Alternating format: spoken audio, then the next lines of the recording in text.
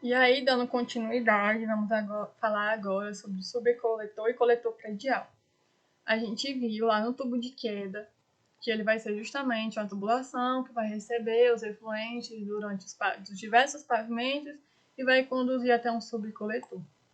E aí, subcoletor, ele vai ser justamente uma tubulação na horizontal que vai receber os efluentes provenientes do tubo de queda ou de ramais de esgoto. Aí, para tubo de queda, seria uma situação tipo essa, que aí, digamos que aqui seria o solo, né? E aí o tubo de queda tá vindo até lá embaixo. Aí quando o tubo de queda ele vira assim de direção lá embaixo, essa tubulação aqui na horizontal vai ser justamente o subcoletor, que é justamente a tubulação na horizontal que recebe os efluentes do tubo de queda. Só que nem sempre essa tubulação na horizontal vai ser um subcoletor. Por quê? Eu falei para essas situações em que aqui seria o solo, né? Mas aqui na laje, por exemplo, que aqui ele está como se fosse preso debaixo do teto, né? De uma laje. E aí pode acontecer desse tubo de queda precisar mudar fazer um desvio, como eu falei anteriormente. Por algum motivo precisa fazer um desvio. E aí se ele vir lá na laje, quando ele está debaixo da laje, virar e depois descer, aí ele vai continuar sendo um tubo de queda, mesmo na horizontal, ele ainda é um tubo de queda porque ele só precisa fazer um desvio e abaixou. E daqui ele abaixou de novo, apareceu outro tubo na vertical. E aí, quando isso acontece, o tubo da horizontal, como eu falei, não é desconector. Mas se na laje, ele está conectado aqui na laje, digamos que é uma laje de um subsolo, e ele está vindo aqui na vertical, vira na horizontal e permanece na horizontal até o fim do percurso, aí seria um subcoletor. Mas aí, como eu disse, se precisar na laje vir, virou na horizontal, depois desceu na vertical de novo, é um tubo de queda. Ele apenas mudou, fez um desvio porque precisou desviar de alguma coisa. Mas se permanecer na horizontal até o final do percurso, é um subcoletor. Aí, como eu disse, pode ser feito numa laje, geralmente quando o subcoletor ele fica na laje, é porque é geralmente de subsolo, laje de subsolo, de grandes prédios, estacionamentos, é muito comum. Ou quando ele está na laje e é preciso fazer um desvio, como eu falei, digamos que aqui embaixo tem algum elemento que ele vai bater, né? Não pode vir reto. Aí ele vai fazer um desvio pela laje, digamos que aqui é um sobrado. Ele vem, faz um desvio, depois desce. Aí não seria um subcoletor, como eu falei. E aí aqui é uma imagem de um exemplo do subcoletor recebendo os efluentes de um ramal de esgoto. E aqui, nesse caso, não tem um tubo de queda. A gente viu que o ramal de esgoto ele vai ser essas tubulações que vão receber os efluentes dos ramais de descarga, como já falei anteriormente, as definições. Estudem bastante essas terminologias, porque elas vão aparecer muito durante a execução do projeto. E aí o subcoletor ele vai ser justamente a tubulação que vai receber esses efluentes dos ramais de esgoto. E aí a gente viu que o ramal de esgoto vai ser a tubulação que recebe os efluentes do ramal de descarga. E aí os ramal de descarga vão ser essas tubulações aqui que recebem dos aparelhos. E aí aqui vem o ramal de descarga, aí o ramal de esgoto recebe os efluentes do ramal de descarga, e o subcoletor recebe os efluentes do ramal de esgoto. E assim por diante. E aí, para a definição de coletor predial também vai ser uma tubulação na horizontal, porém se inicia na última conexão aqui do subcoletor e se estende até o coletor público ou até o sistema próprio de tratamento de esgoto. E aí aqui poderia ser o coletor público ou uma fossa, por exemplo. E aí o coletor predial vai ser essa última tubulação, é lá do final, é aqui que termina seu sistema. E aí ela vai estar compreendida entre a última conexão do subcoletor e o sistema de coleta. E aí, geralmente, essa última conexão ela é feita com a caixa de dispersão. Que é justamente essa caixa de dispersão ela fica próxima ao final do sistema, que se for preciso alguma manutenção próxima aqui ao final do sistema, e a caixa de dispersão ela auxiliaria. Como eu tinha falado, mesmo que a caixa de dispersão seja recomendada para mudança de direção de 90, ela também pode ser utilizada assim, para percursos retilíneos. Que aí ela não só auxilia na mudança para o escoamento quando há mudança de direção de 90 graus, ela auxilia principalmente para manutenções. E aí, por isso que ela é muito importante ter uma caixa de inspeção próxima ao final do coletor predial. E aqui alguns respaldos da norma é que o coletor predial e subcoletores devem sempre possível ser retilíneos. E aí, quando for preciso mudança de direção, como eu já tinha falado, é preciso utilizar dispositivos de inspeção. E aí, quando as mudanças for de 90 graus, utilize essas caixas de inspeção.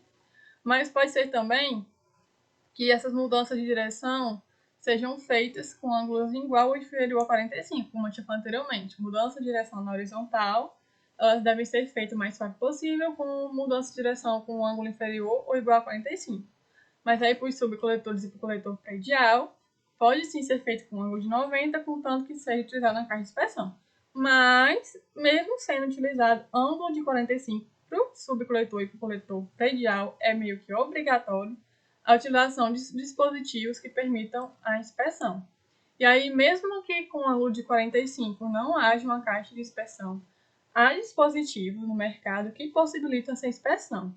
Porque, por exemplo, geralmente, como eu já tinha falado, instalações prediais que tem estacionamento, instalações no subsolo, que a instalação geralmente fica compreendida na laje. Nesse tipo de instalação, não tem como eu colocar uma caixa de inspeção na laje, debaixo da laje, que nessa situação aqui. Que aí, digamos que aqui seja a laje de um subsolo, e aí a tubulação vem e vai reta aqui na horizontal até chegar na rua. E aí, esse subcoletor aqui que vai vindo debaixo da laje vai até chegar na saída lá da rua, ele não pode simplesmente ir sem uma caixa de inspeção, porque, como eu falei, as caixas de inspeção elas auxiliam muito na manutenção e no escoamento.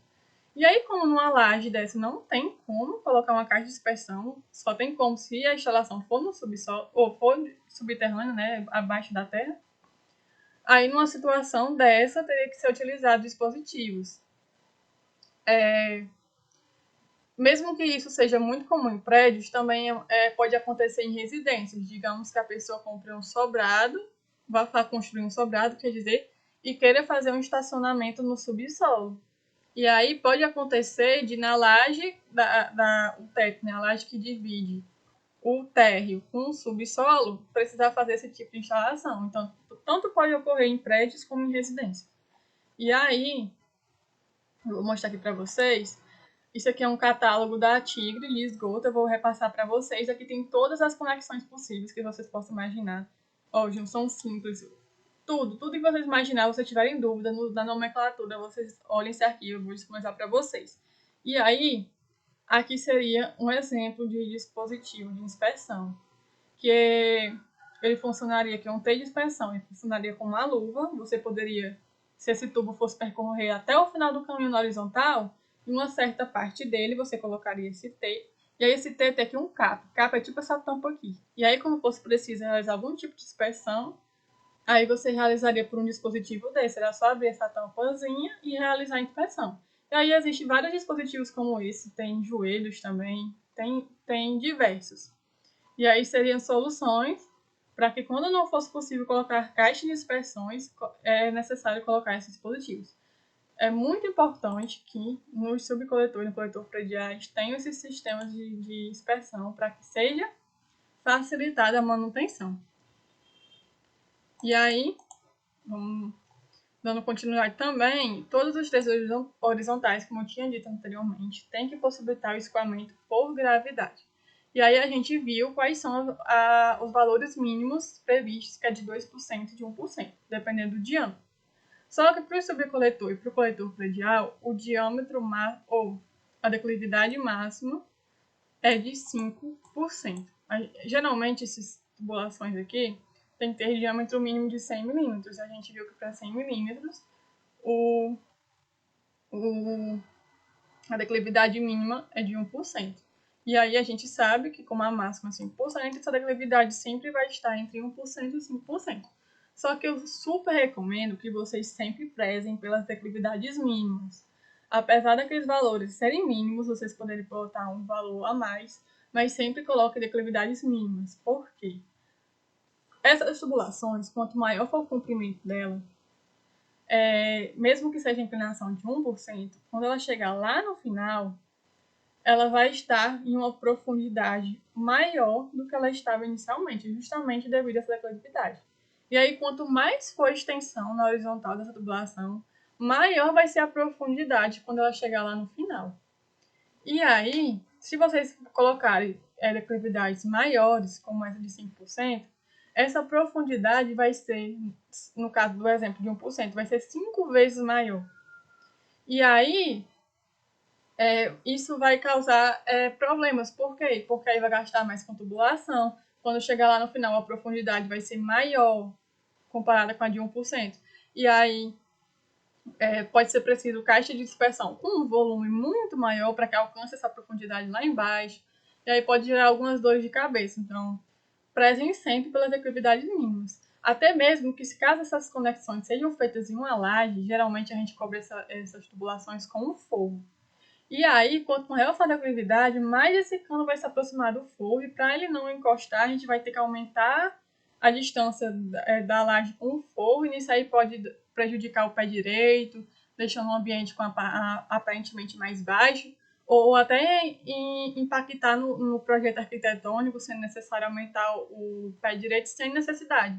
E aí sempre prezem pelos diâmetros mínimos. Ou pelas declividades mínimas, justamente para não dar esse tipo de problema. Aí, passando para o próximo tópico, né, as caixas de gorduras. A gente viu que aqui, ó, na saída da cozinha, a gente vai ter aqui, ó, uma caixa de gorduras. CG é caixa de gordura. E aí, essas caixas de gorduras são sempre, geralmente, né, elas sempre são utilizadas nas saídas de cozinha, de lavatórios de cozinha. Por quê? A gente sabe que as pias de cozinha, elas produzem muita gordura, seja por comida, às vezes óleo que as pessoas jogam lá,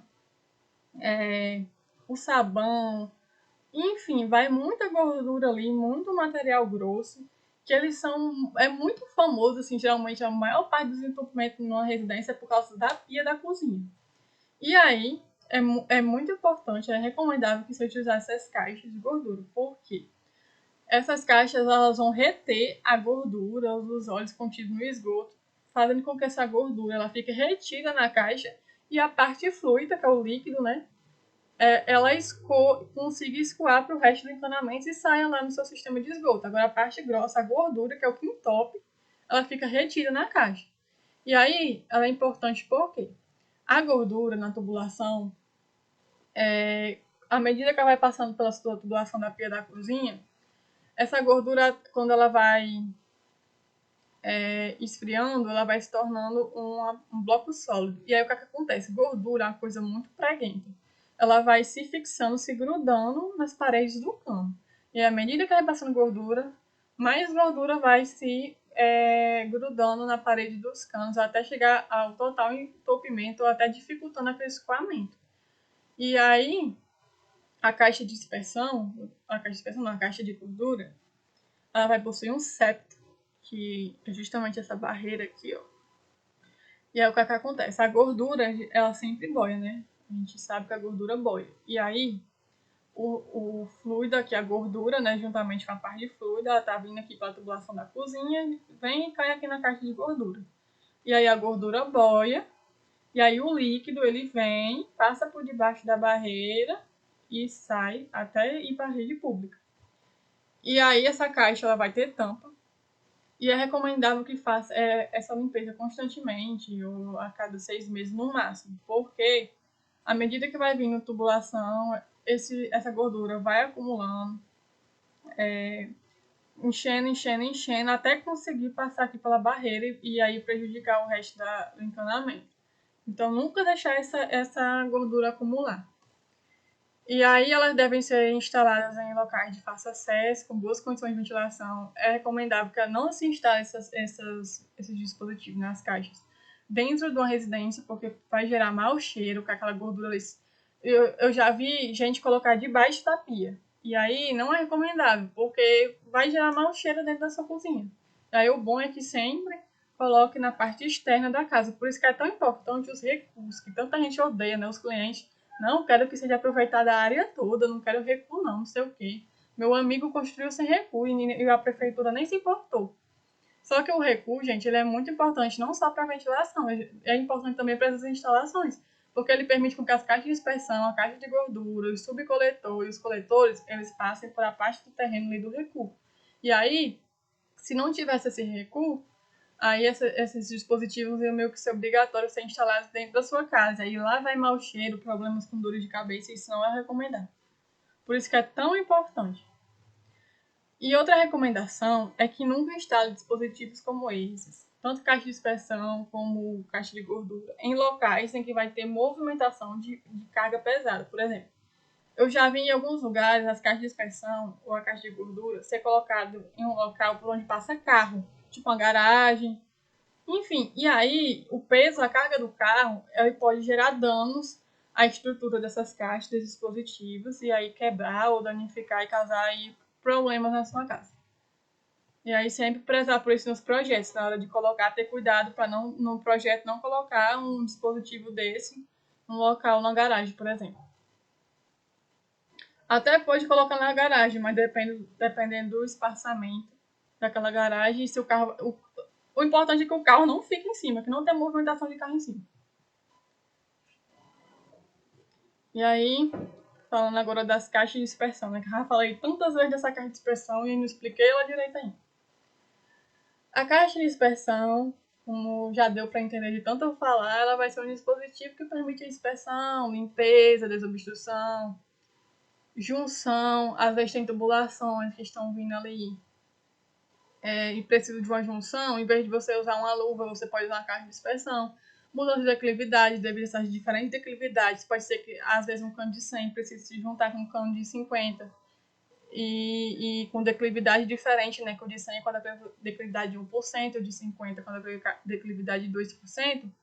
E aí pode ser utilizada uma caixa de dispersão para a junção dessas tubulações, mudança de direções, como eu falei. Enfim, a caixa de dispersão é uma maravilha porque ela ajuda em diversas coisas e permite que o escoamento ocorra de forma facilitada.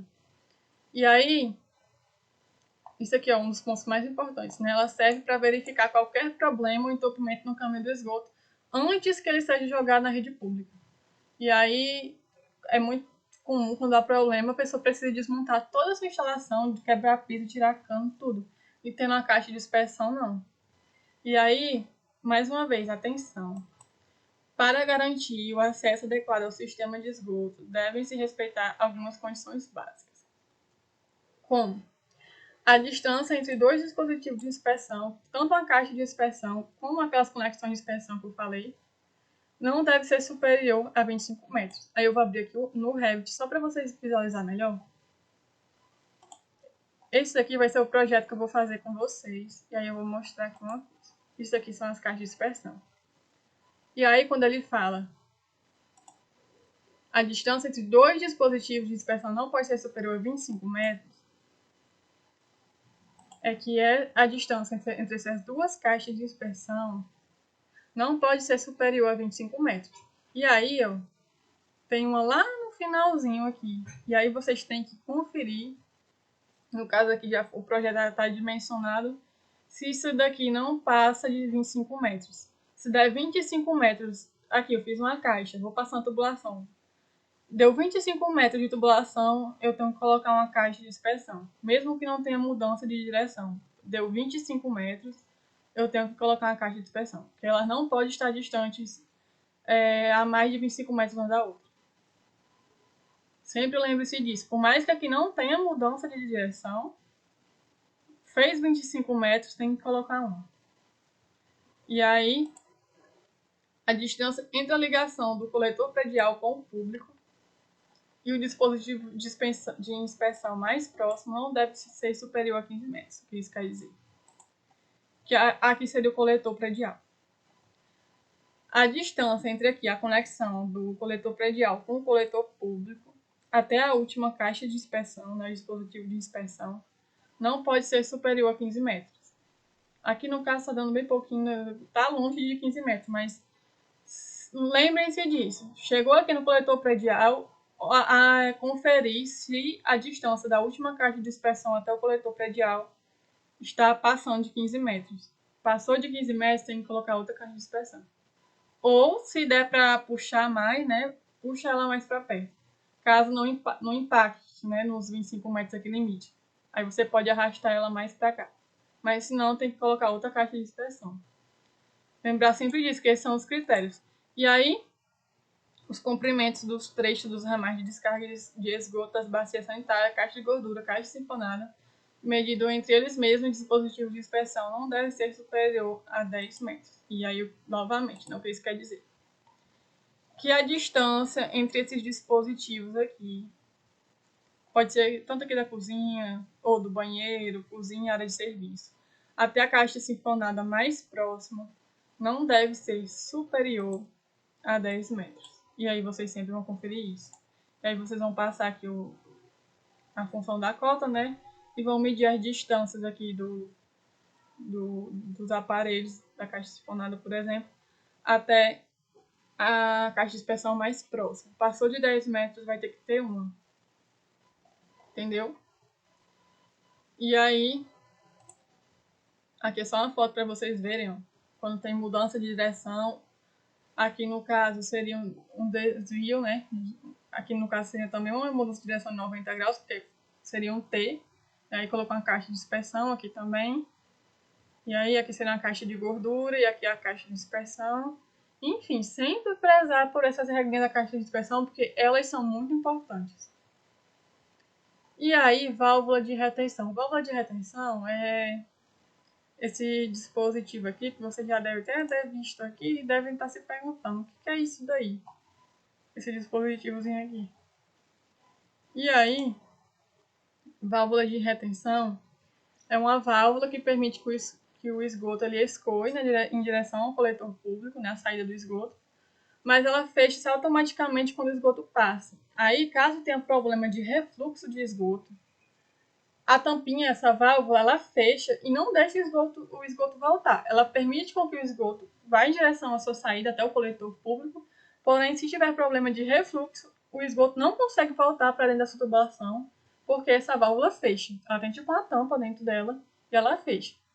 E aí, por que isso é importante? Porque caso tenha esse problema de refluxo e o esgoto voltar para dentro da tubulação, ele não pode voltar, ele tem que sair. Aí, se ele voltar, pode causar entupimentos.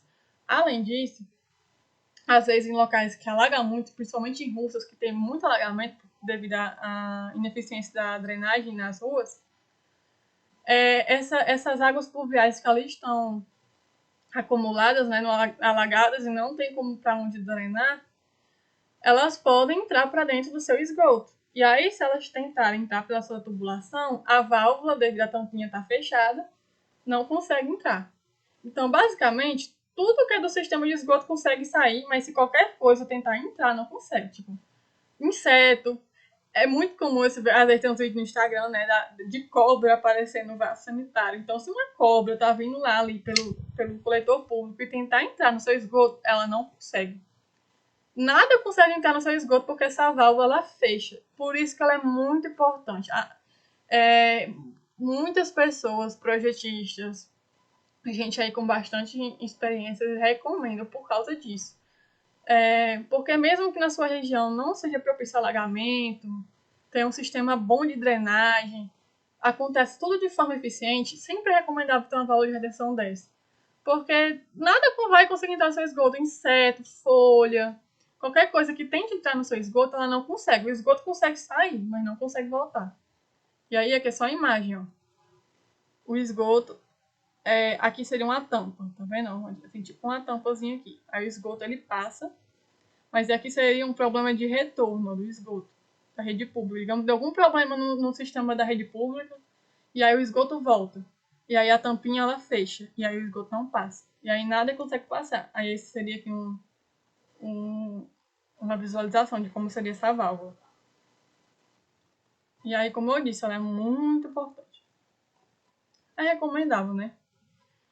E aí eu já expliquei todo o percurso do esgoto, desde o primeiro, de onde ele sai, que é dos aparelhos, expliquei todas as nomenclaturas, terminologias de toda a tubulação e das conexões por onde o esgoto percorre, Aqui já falei da válvula de retenção, que é o aparelho que fica lá na saída, mas é essa saída do coletor predial. Ele se conecta como? Eu já repeti aqui várias vezes também. E aí o coletor predial, ele pode se conectar de duas formas. Com a rede pública de coleta, quando ela existir, né, o saneamento. Que aí eu vou botar aqui um zoom para vocês verem, ó. A rede pública, tá vindo aqui o esgoto. E aí ele vem e se conecta com a rede pública. Ou no sistema particular de tratamento, que aí ó, o esgoto está vindo e se conecta no sistema próprio, que aí seria uma fossa, um filtro e um sumidor. E aí existem essas duas formas de coleta de um sistema de esgoto. E aí a gente já explicou todo o sistema de esgoto, né? Como já falei, desde o percurso inicial até o final, né? Que ele termina aqui no sistema de coleta. E aí agora a gente vai falar sobre a ventilação, que é uma coisa também muito importante no sistema de esgoto. Apesar do que com o fecho hídrico, o desconector, ele retém o gás, aquele gás ainda assim, ele vai estar ali na sua tubulação, né, no ramal de esgoto. No caso, ele na instalação primária de esgoto, né, que é toda a tubulação que tem gás. Aqueles gases ainda vão estar ali retidos na instalação primária. Eles não vão conseguir chegar até seu aparelho porque o desconector ele retém. Mas aí, ainda assim, eles vão estar ali na instalação primária, na tubulação. E aí, pode ser que aconteça problemas, que aí eu vou mostrar a imagem que é melhor visualizar. Pode ser que acontecer problemas dessa pressão, aqui no exemplo da caixa sifonar, né, que eu desconectou. Dessa pressão aqui interna ser tão forte, tão alta, dela conseguir romper o fecho hídrico e ultrapassar a água e sair e causar mau cheiro, ou ela pode ser tão baixa, que no caso aqui seria um exemplo, menor que a pressão atmosférica, e aí ela poderia, quando a pressão interna ela é menor do que a pressão atmosférica, ela pode criar uma região de sucção, que aí, para conseguir entrar em equilíbrio essas pressões, ela ia sugar essa água aqui de dentro, ela ia sugar o fecho hídrico, que aí aqui tem a região de sucção. Aí no que ela sugaria essa água para fora, o gás ia conseguir entrar. E aí esse fenômeno de sucção é chamado de retrosifonagem, que eu coloquei até aqui a definição para vocês não esquecerem, que é o refluxo da água, que a água volta, né, proveniente de um aparelho sanitário ou de qualquer outro recipiente para o interior da tubulação devido à sua pressão ser inferior à atmosférica. Então é isso. Quando a pressão interna é menor que a atmosférica, para conseguir entrar em equilíbrio, ele cria-se uma zona de sucção e aí rompe-se esse fecho hídrico porque ele suga a água do fecho hídrico até o ar conseguir passar. E aí, só para mostrar para vocês, para evitar que isso aconteça, nesse fenômeno da retrosifonagem, olha o que acontece. A gente tem que criar uma forma dessa pressão interna se igualar à pressão atmosférica, para a gente fazer com que todo o sistema de ventilação ele entre em equilíbrio ali, as pressões internas. Todo o sistema do sanitário, né, no caso. E aí, para que esses gases entrem em equilíbrio com a pressão atmosférica, para que não cause mais nenhum problema, aí a gente instala uma ventilação. Que aí, ó, os gases da atmosfera, a pressão atmosférica, né, o ar, ele consegue entrar. E aí, toda a pressão interna da sua tubulação, ela vai ser igual à pressão atmosférica. E aí, esses gases, eles vão também sair pela ventilação até o final dela, né, e sair aí para a atmosfera, pela parte aí superior da sua casa. E aí, se aliviaria de forma considerável as pressões internas nas tubulações e possibilitaria, né, a manutenção do fecho hídrico, de forma que esse fecho hídrico não rompesse, porque é esse fecho hídrico que impede a passagem de gases para o exterior do ambiente, para fora do ambiente, ou para dentro do ambiente, né? É esse fecho hídrico.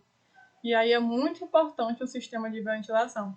Por mais que se projete o sistema todinho de esgoto de forma correta, se não tiver uma instalação de ventilação e ela não estiver de forma correta, na posição adequada, porque não é em qualquer canto que você bota a ventilação dessa, vai ter ali mau cheiro.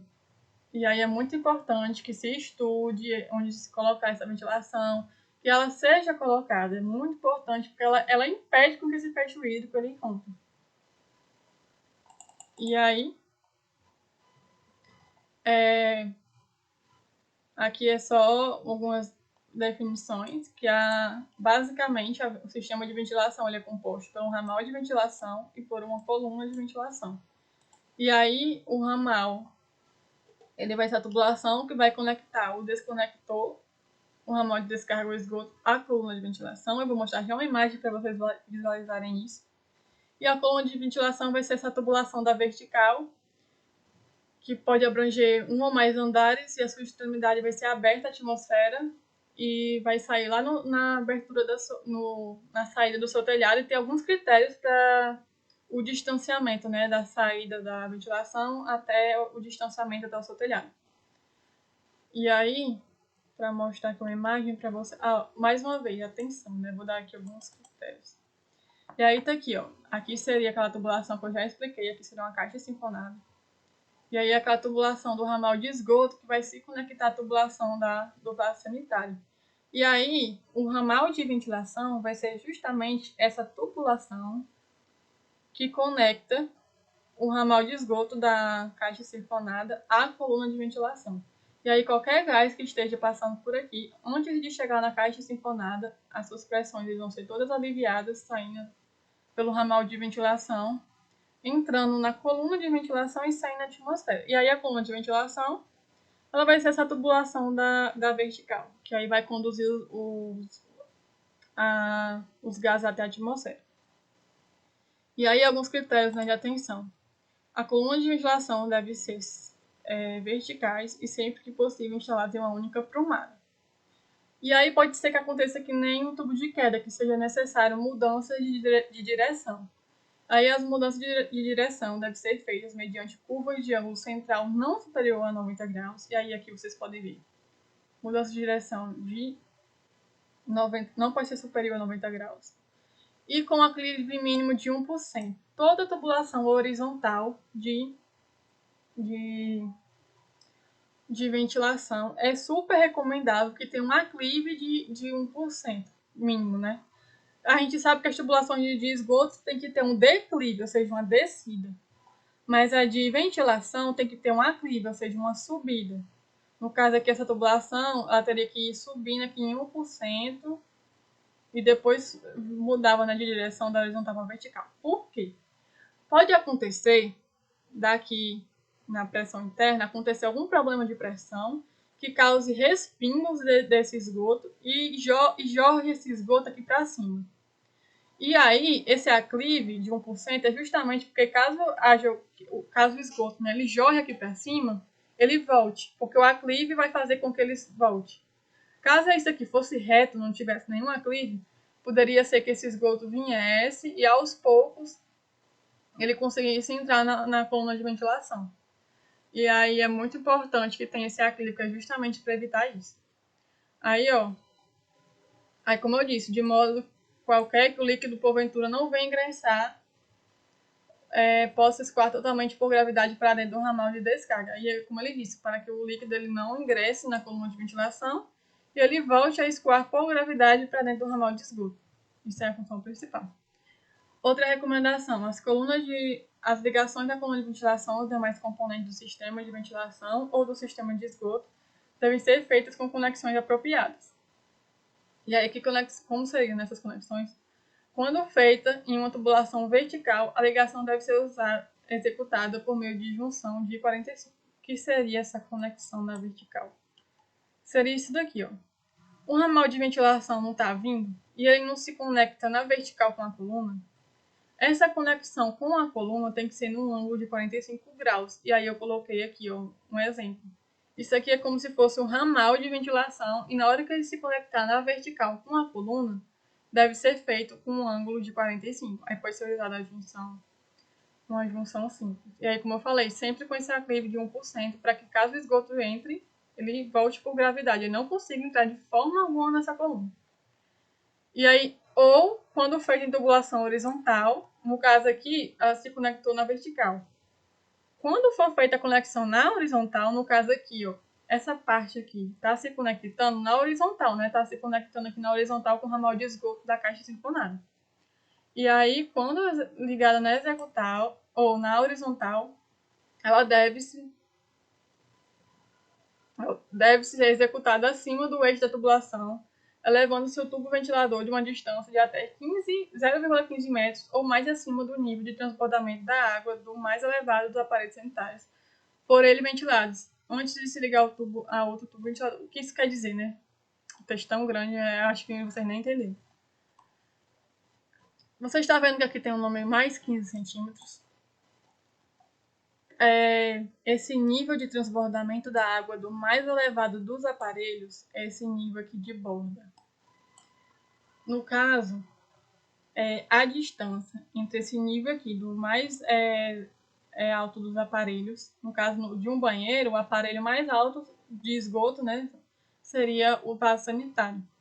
E aí a distância do nível da borda do vaso sanitário até a conexão aqui da junção, né, do ramal de esgoto com a coluna de ventilação tem que ter uma distância mínima de 15% ou de 15 centímetros. E aí vocês vão traçar tipo uma linha na horizontal aqui e medir se a distância dessa linha até aqui a conexão é 15 centímetros. No mínimo, né? Se der menos de 15 centímetros, pode ocorrer que as pressões aqui façam que a água jorre, por uma pressão muito alta façam que essa água suba e entre dentro da coluna de ventilação. E aí, acima de 15 centímetros de distanciamento, faz com que a água suba, mas aí ela não consiga ter força para subir mais alto, né? Ela volte.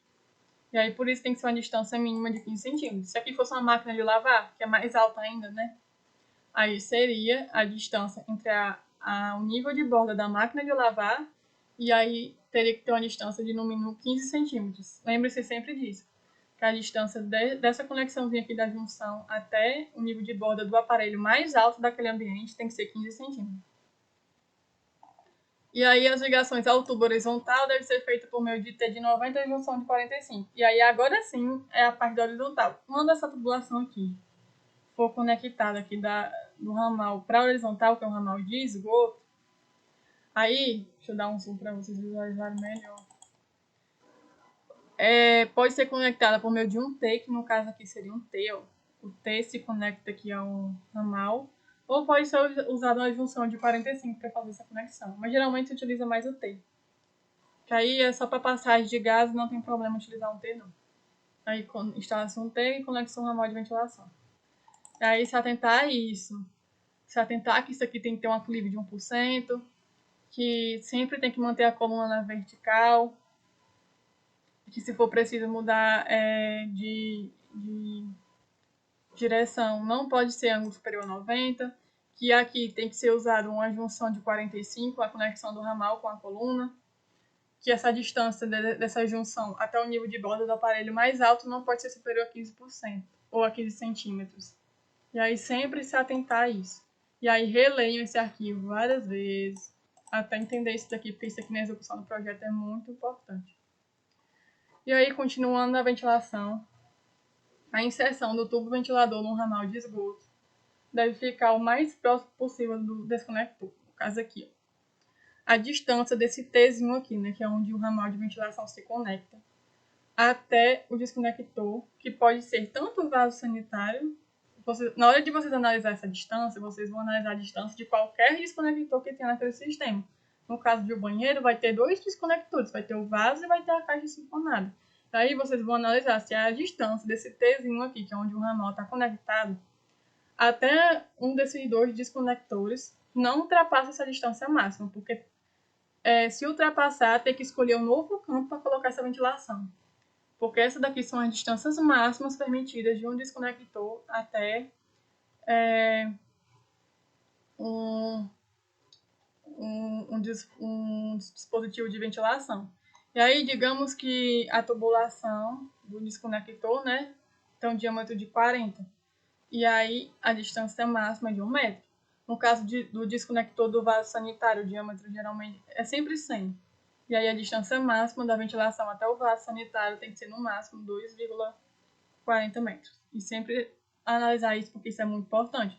Se ultrapassar essas distâncias, aquele dispositivo não vai ser ventilado e aquele problema de pressão excessiva vai continuar existindo.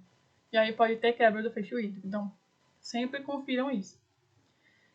E aí a tubulação de ventilação deverá sair da rede de esgoto em ponto mais conveniente possível e com diâmetro constante. Lembre-se disso, sempre manter o diâmetro constante da ventilação, levando em consideração alguns critérios. Aí, esses critérios vão estar relacionados a essa imagenzinha aqui. Eu vou falar um por um e vou mostrar aqui para vocês.